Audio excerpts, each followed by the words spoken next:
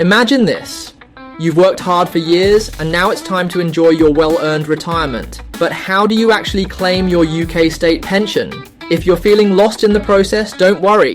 In this video, I'll break it down step by step so you can claim your pension smoothly and start enjoying your retirement stress-free. Hi everyone, welcome back to Money Made Simple. If you're new here, we simplify complex topics to make life easier for you. Today we're covering everything you need to know about claiming your UK state pension, so let's dive right in. Step 1, check your eligibility. Before you claim, you need to ensure you qualify. You must have reached state pension age, which is currently 66 but will gradually increase.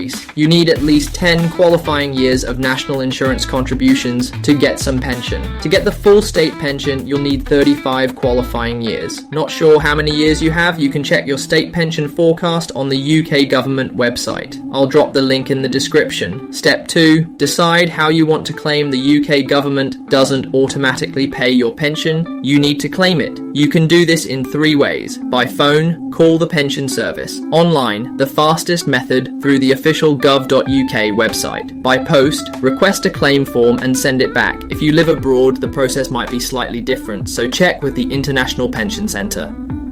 Step 3. When to claim. The earliest you can claim is 4 months before reaching state pension age.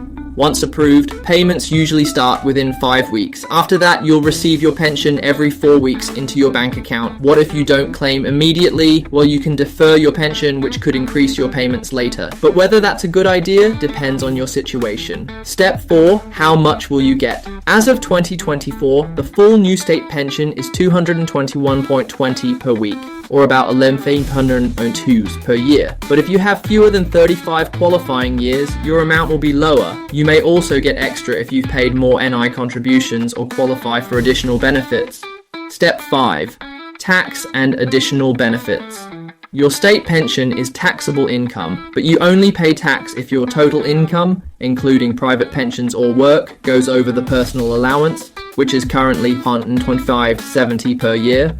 If your state pension is your only income, you likely won't pay tax. However, if you need more financial support, check if you qualify for pension credit, extra money for low-income retirees, housing benefit and council tax support, if you're renting, winter fuel payments to help with heating costs. Step 6. What if there's a problem? If your claim is delayed or rejected, don't panic.